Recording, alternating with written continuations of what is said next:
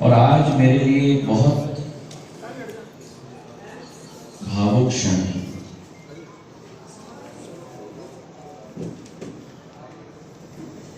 देश की आजादी के बाद जब सिंधिया परिवार ने अपने लक्ष्य की पूर्ति करने के लिए, लक्ष्य वही थी, चाहे स्टेट के जमाने में हो, चाहे वर्तमान के प्रजातंत्र के जमाने में हो, और लक्ष्य सदैव जनसेवा रही है, लक्ष्य सदैव विकास रही है, लक्ष्य सदैव प्रगति रही है।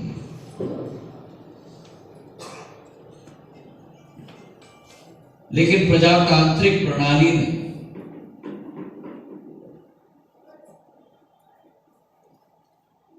सिंधिया परिवार ने आजादी के बाद जब पहली बार निर्णय लिया उस जनसेवा के पक्ष लक्ष्य की पूर्ति करने के लिए, राजनीति में प्रवेश करने के लिए, तब शुरुआत से आज तक अगर किसी क्षेत्र की भूमिका सिंधिया परिवार की हर पीढ़ी के खून में बसी हुई है, वो गुना अशोकनगर और शिवपुरी।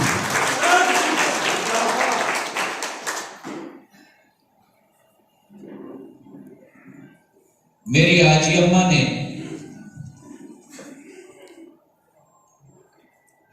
पहली बार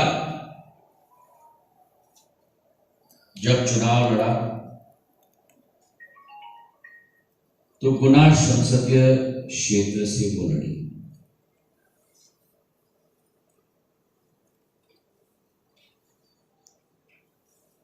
और ये संगम देखो, पहली बार मेरे पूज्य पिताजी जब चुनाव लड़े सन 1971 में, वे भी गुना, शिवपुरी और अशोकनगर के संसदीय क्षेत्र से, और ठीक 31 साल बाद जब पहली बार मैं चुनाव लड़ा, मैं भी गुना, अशोकनगर और शिवपुरी संसदीय क्षेत्र।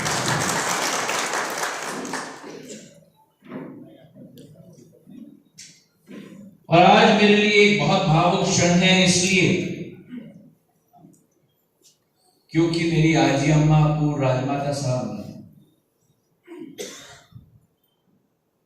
इस क्षेत्र के, इस ग्वालियर चंबल संभाग के, इस संपूर्ण मध्य प्रदेश के चप्पे चप्पे पर घूमकर भारतीय जनता पार्टी के कमल के झंडे को बुलंद करने का काम किया।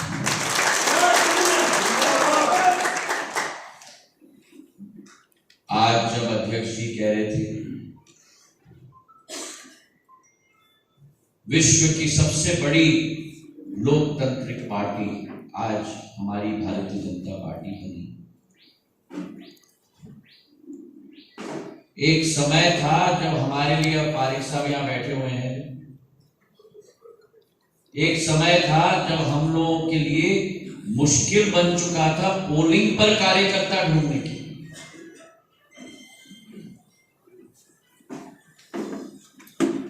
और उस समय में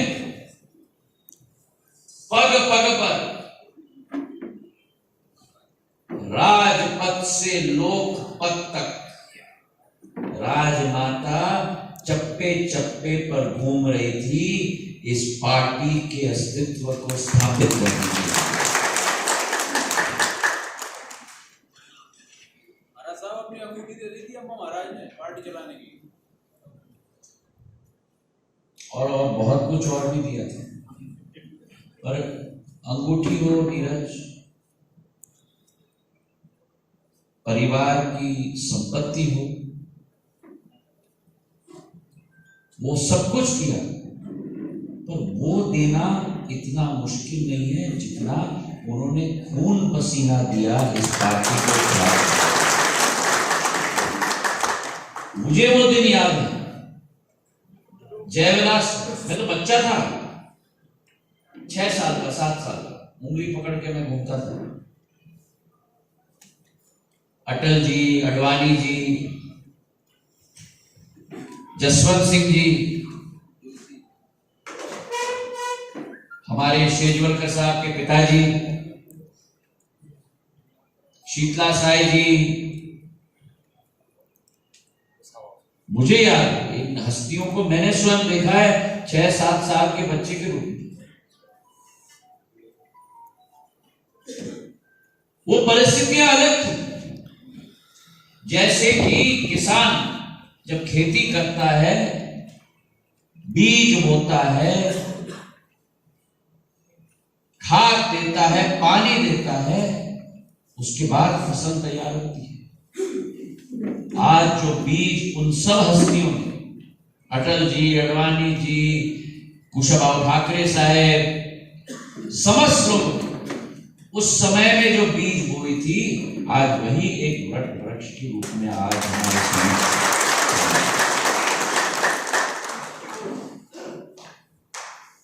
तो मेरे लिए आप सब एक राजनीतिक दल के कार्यकर्ता नहीं हो,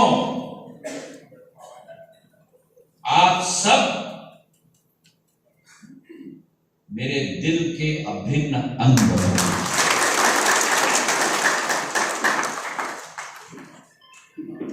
और हमारी पार्टी, मैं बार बार ये कहता हूं कि हमारी पार्टी एक राजनीतिक दल नहीं है।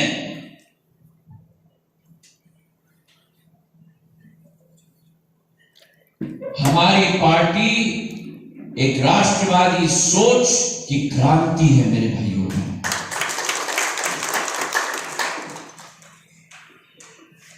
शिवाजी महाराज छत्रपति, मेरे छत्रपति शिवाजी महाराज की सोच और विचारधारा हिंदवी स्वराज की, जिस हिंदवी स्वराज की सोच और विचारधारा के लिए सिंधिया परिवार के कई परिजनों ने अपने जीवन का बलिदान दिया, जिस हिंदवी स्वराज को अगर किसी ने स्थापित किया इस देश में, तो मेरे पूर्वज महाजी महाराज ने जब लाल किले पर 1771 पर भगवान नाग निशानी झंडा गाड़ के रख दिया था, तब हिंदवी स्वराज का, और उसी हिंदवी स्वराज की सोच के आधार पर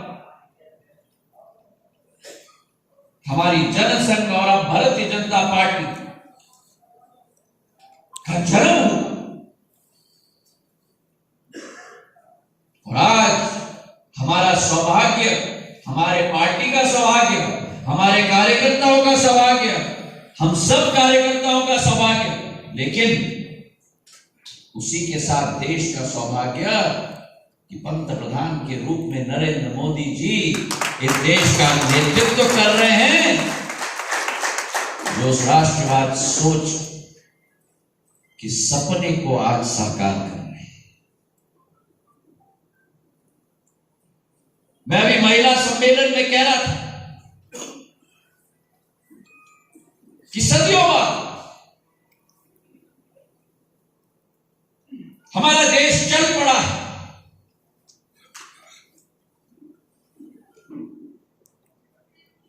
हम पहले नारा लगाते थे गरीबी हटाओ, हम पहले नारा लगाते थे रोटी कपड़ा और मकान, पर राजनीति गरीबों को गरीबी के साथ ही रखकर होती थी इस देश में।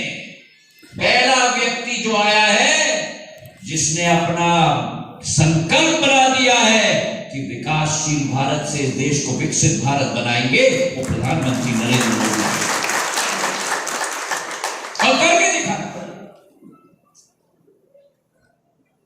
करके दिखाया।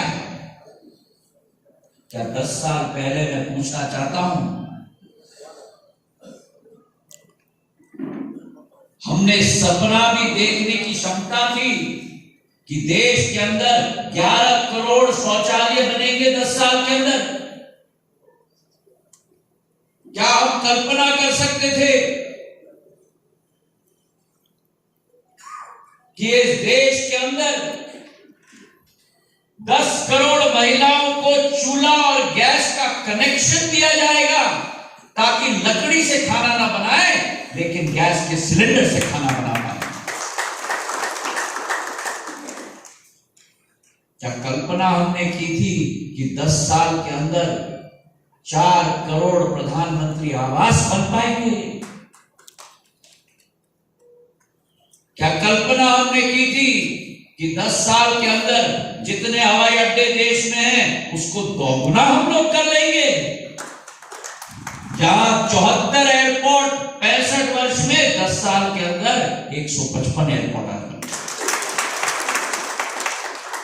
कल्पना हमने की थी जिस देश में 90,000 किलोमीटर के हाईवे होते थे, उस देश के अंदर 1.5 लाख किलोमीटर के हाईवे बन जाएंगे, और ऐसे हवाई हाईवे बनेंगे जिस पर हवाई जहाज उतर पाएगा। क्या कल्पना हमने की थी कि इस देश में ऐसा सशक्त नेतृत्व पैदा होगा जो चीन और पाकिस्तान को ईंट का जवाब पत्थर से देगा?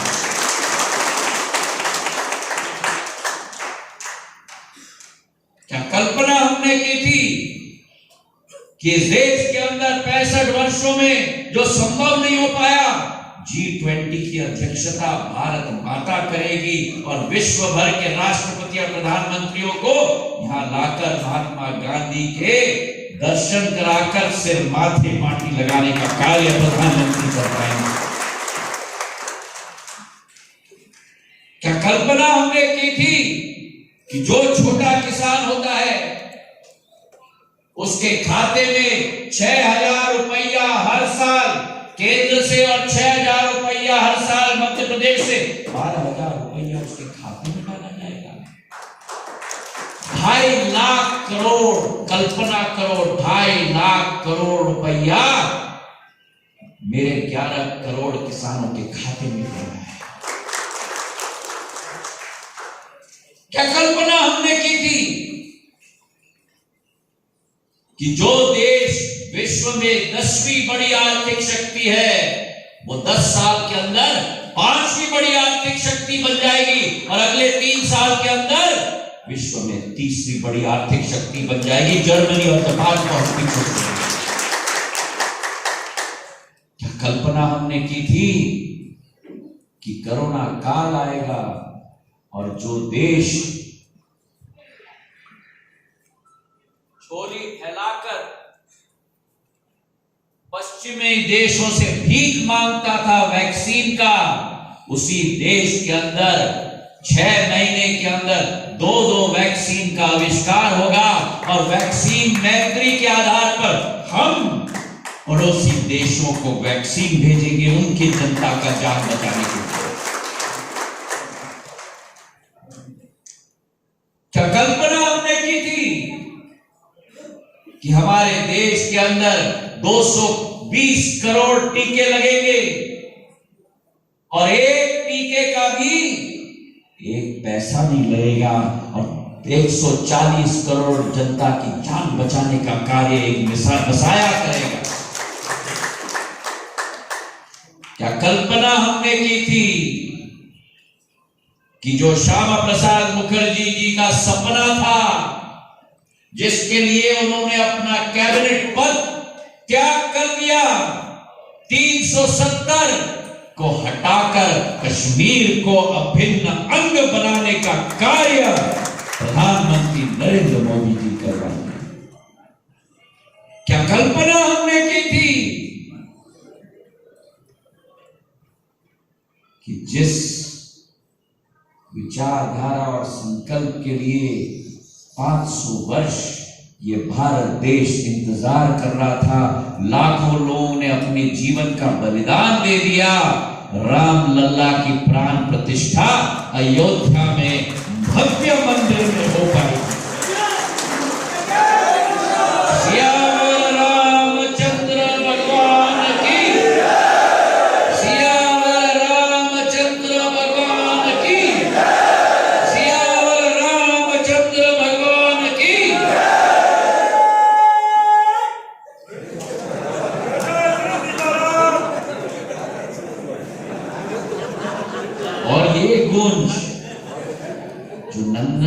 नहीं निकाली है। ये गूंज मुझे आश्चर्य हुआ।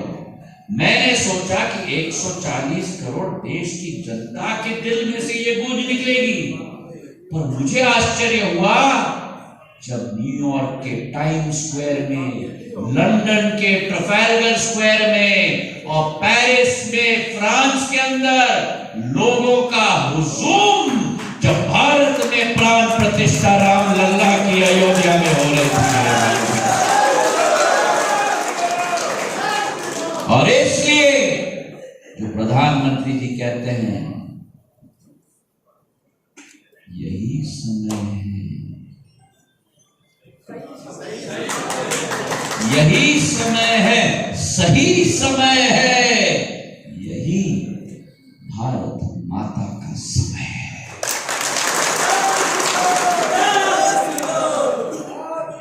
तो जिस देश को प्रगति के पथ पे चला दिया, जिस देश का पहिया में रफ्तार दिला दिया, वो भारत चल चुका है। वो भारत अपने सफर पर निकल चुका है। वो भारत अपने अमृत काल से शताब्दी काल के सफर और लक्ष्य की पूर्ति पर निकल चुका है।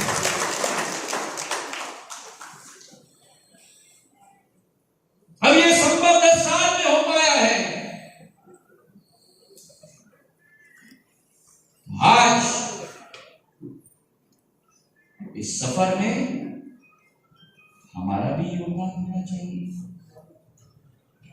होना चाहिए कि नहीं?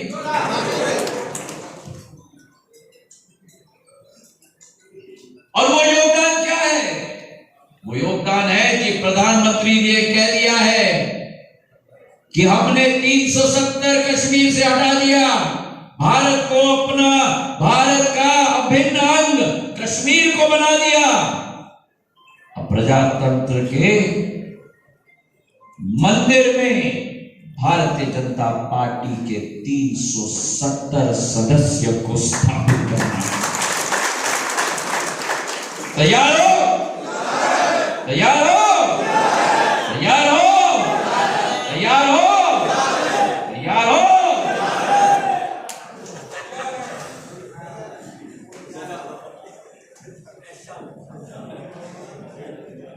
रोंगटे खड़े हो गए हैं, क्योंकि जिन लोगों ने अपने जीवन का बलिदान दिया, वो स्वप्न के साथ, बाबा साहब अम्बेडकर का स्वप्न,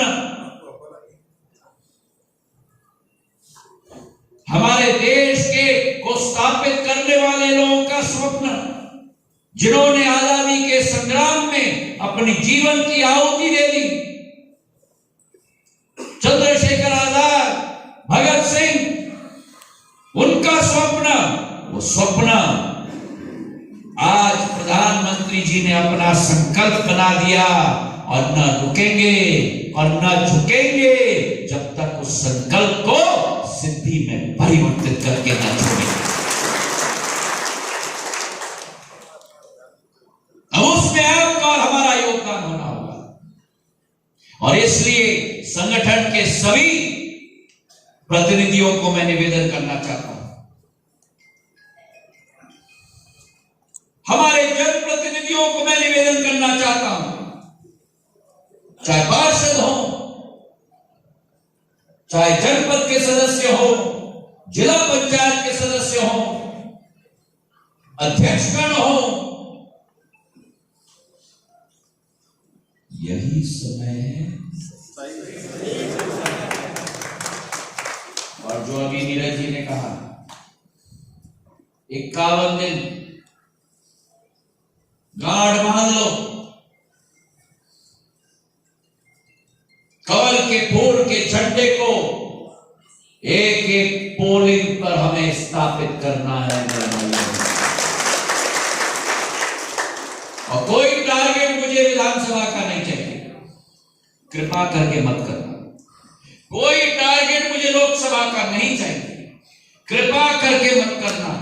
सबसे घातक है ये कदम हमारा।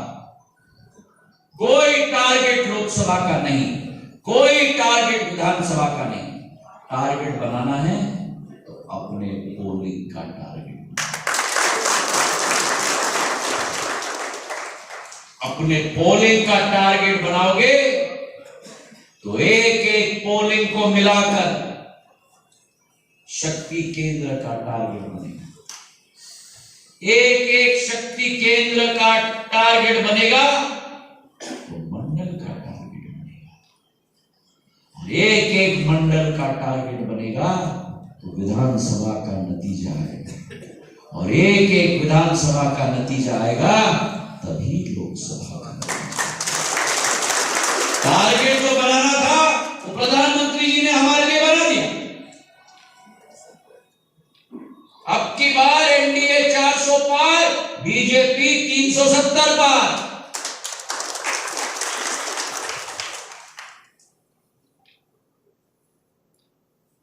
वो टारगेट ऊपर से बन गई। अब हमें टारगेट नहीं बनाना है, हमें नीचे से काम करना है।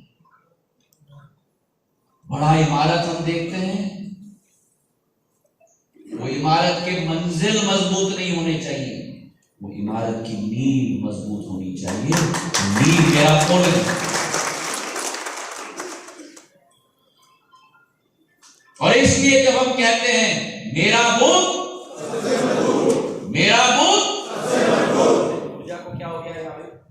मेरा बूथ, मेरा बूथ, मेरा बूथ, बूथ जीता, बूथ जीता, बूथ जीता,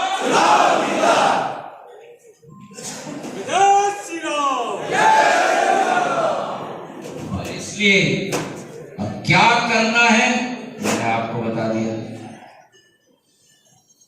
अब क्या करना है मैंने आपको बता दिया। आप घर जाओगे और भगवान जाने कैसे करना है, भाई उन्होंने बता दिया क्या करना है, कैसे करना है, कौन जाने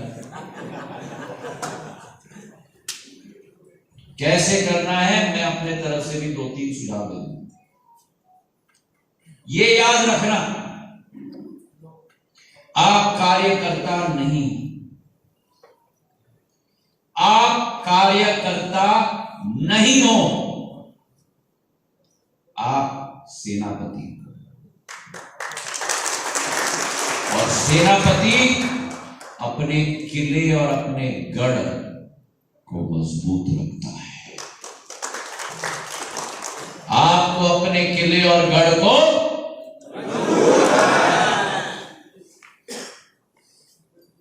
जितने वोट पिछले बार मिले थे आपके पोलिंग पर 370 वोट बढ़ाना है।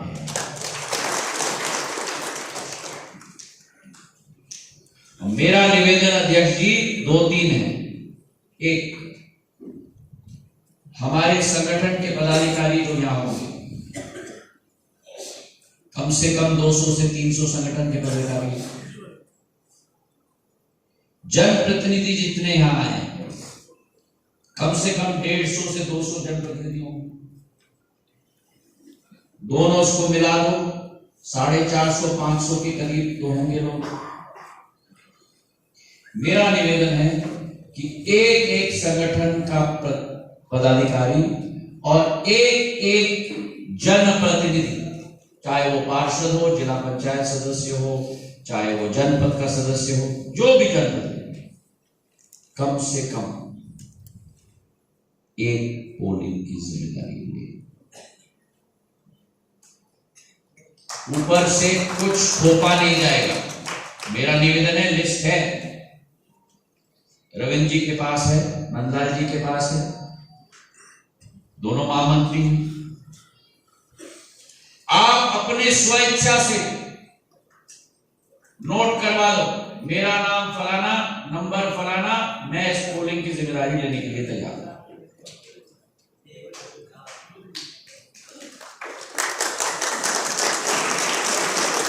कम से कम एक पोलिंग। और कृपा करके एक निवेदन है, ढाकोनी का व्यक्ति ईसागढ़ का पोलिंग की जिम्मेदारी डाले और ईसागढ़ का व्यक्ति ढाकोनी की पोलिंग की जिम्मेदारी डाले।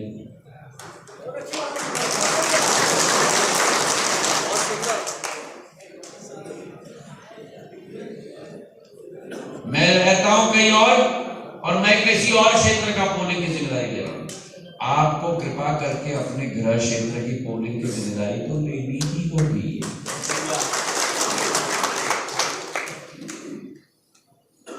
710 पोलिंग है तीनों विधानसभा, 778 पोलिंग है, तो मुझे 778 नाम चाहिए एक एक पोलिंग के लिए। और उसमें मेरी महिलाएं भी, मैंने भाषण में दे दिया है कि आपके बिना काम नहीं चलने वाला। आप में से लोग भी अपने अपने पोलिंग की जिम्मेदारी लीजिएगा, जहां कोई पुरुष हस्तक्षेप ना करे। क्यों? क्योंकि आप सेनापति हो अपने पोलिंग। मेरा पहला सुझाव ये। मेरा दूसरा सुझाव, हमारे मंडल अध्यक्ष कहाँ हैं? सारे उठ जाएं अपने जगह पर। अशोकनगर जिले में कितने मंडल अध्यक्ष हैं? 15। ठीक है। अनुमान से अमूमन आपके पास करीब 60 से 80 पोलिंग होती है। अब अगर इन लोगों को अपने अपने पोलिंग पे 20-20 लोगों के साथ संपर्क करना है, ये तो पागल हो जाएंगे।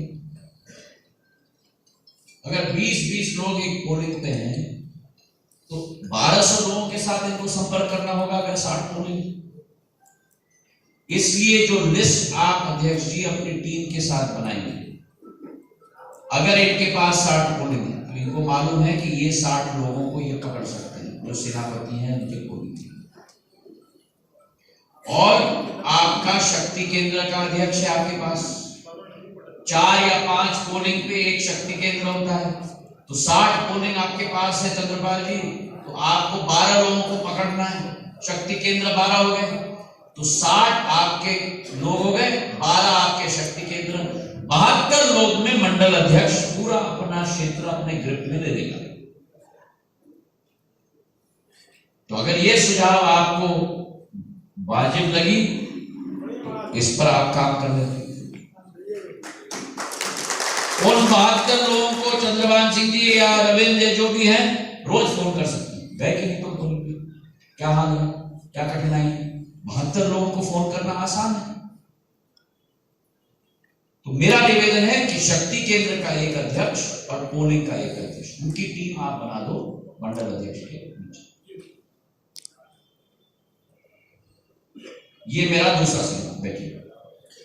तीसरा सुझाव, कोई नोट कर रहा है? मेरा तीसरा सुझाव, हमारे 85 वर्ष की उम्र से ज्यादा लोग और हमारे दिव्यांग, इनका मतदान घर पे,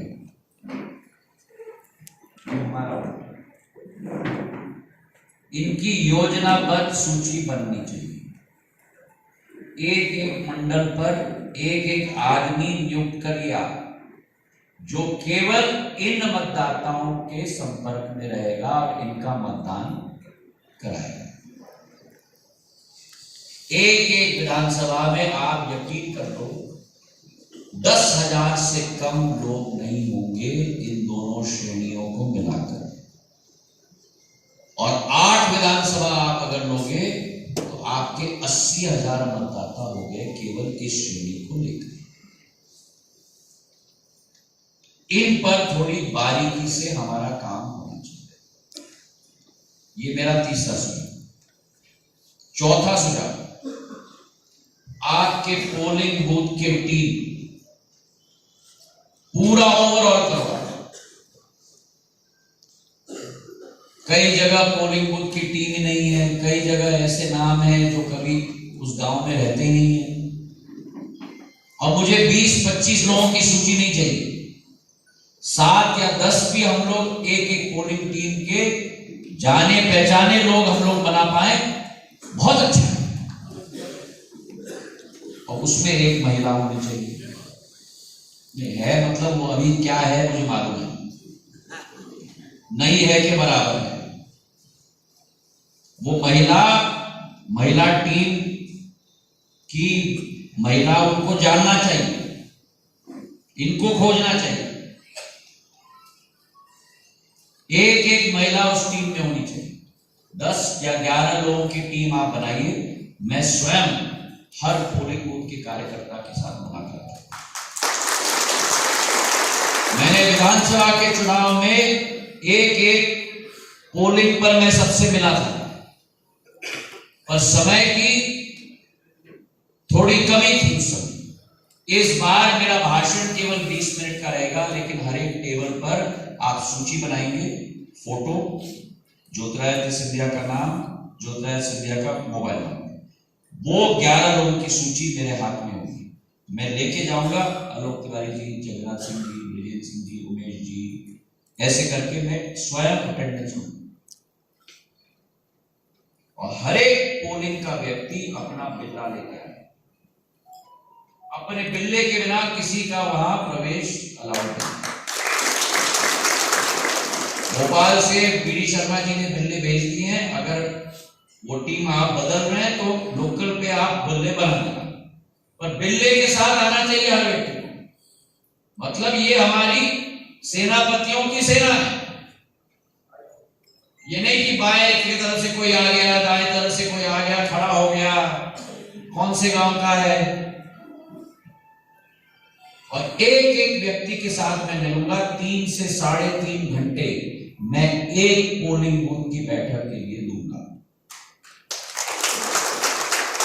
और एक विधानसभा में 2 बैठकें होंगी, तो मतलब 16 बैठकें, 3 से 3.5 घंटे, मतलब 54 घंटे। अगर 10 घंटे एक दिन में मैं लगाऊं इसमें आने जाने का अलग, तो मुझे 6 दिन लगेंगे केवल ये कार्य करने। कौन से पॉइंट पे आ गए? 5 हो गया, 6, 4 हो गया कि 5?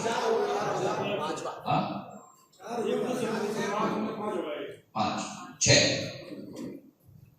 आखिरी बात, उस दिन टेबल पर मुझे 3 चीज चाहिए। मुझे वोटर लिस्ट की सूची चाहिए उस पोलिंग की, मुझे लाभार्थी की सूची चाहिए केवल उस पोलिंग की।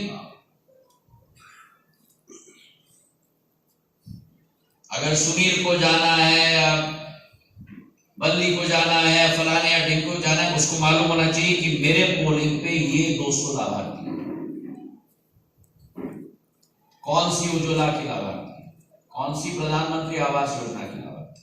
क्योंकि जब मैं इनके घर में जाऊंगा, आलोक जी आपको आवास योजना मिला है, ये नहीं कि आप आलोक जी मैं आ गया, आपको कौन सी योजना का लाभ मिला है, मुझे मालूम होना चाहिए।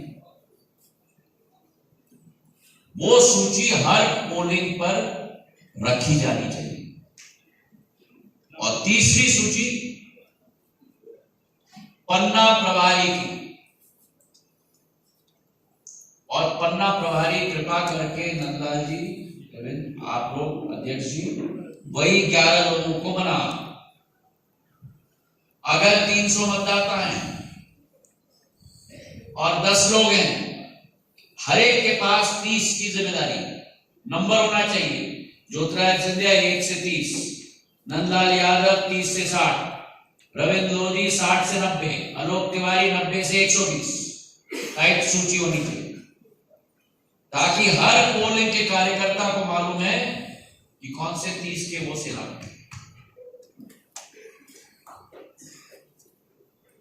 इस तरीके से अगर बारीकी से हमने काम किया ना, लोकसभा चुनाव लगता है बहुत बड़ा चुनाव है। 2198 पोलिंग है, 1900 गांव हैं, पर अगर ऐसे ऐसे इसका विकेंद्रीकरण हमने कर दिया तो काम छोटा हो जाता है और मुमकिन हो जाता है। तैयार हो? तो आज के बाद हम लोगों का संग्राम शुरू, संग्राम।